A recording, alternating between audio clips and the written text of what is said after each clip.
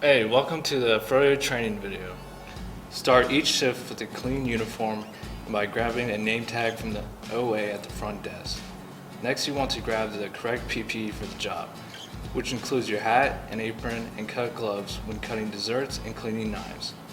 Aprons and cut gloves can be located in the lunchroom. Cut gloves should be worn when touching any food or equipment. Those can be found underneath your station, in the back corner, or on a rack, or in the back of dry stock. Once you're at your concept, turn the Froyo machine to auto. Make sure all Froyo attachments are placed on properly, including 3 red caps that attach to the bottom of the Froyo machine, 3 handles that attach to the front of the machine to control the flow of the ice cream, and a tray to catch any Froyo that drops. Next, you want to fill the Froyo machine with Froyo up until the first black ring. Each topping will need a black serving spoon located under your station.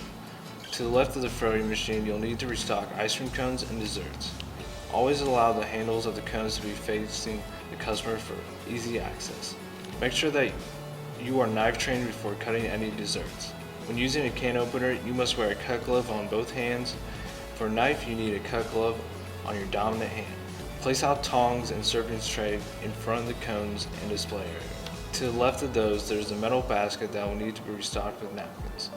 Napkins can be found at your station or in dry stock. To the right of the toppings container, you'll need to place a can of whipped cream stacked inside a metal container filled a quarter of the way full of ice. Whipped cream can be found in the Froyo cooler or in the milk cooler. The metal container can be found on the prep table in the corner of Froyo.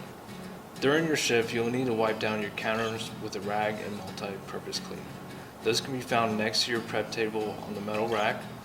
Make sure you spray the rag first to prevent the spray from touching any food. You'll want to head over to the checker's desk every 10 to 15 minutes to see if they have any to-go boxes ready to be sent to the dish room as they appear. Instead of waiting for the cart to fill, that way dish room can work on them throughout the meal period. At Froyo, there will be times that are less busy. During those moments, head over to other concepts to wipe down counters or to the dining room to wipe down tables and take plates back. You cannot begin to close down the concept until a half hour after we close. Within that 30-minute gap, begin refilling all the toppings and clean the prep area. And take boxes back to the dish room.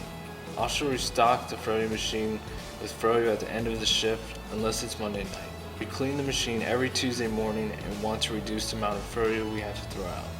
At the end of the shift, utensils, trays, handles can be washed using the sink at line 1. The Froyo machine should be turned to standby. Red caps can be rinsed and then placed in a cup of water to soak. Topping containers will need to be cleaned and topping containers will need to be individually wrapped with plastic. Sauce pumps need to be wiped down and wrapped at the end of lunch. At the end of dinner, sauce pumps will need to have hot water run through them and then broken down.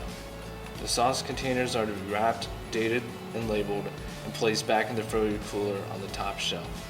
Ice cream cones and dessert trays will need wrapped, dated, and labeled.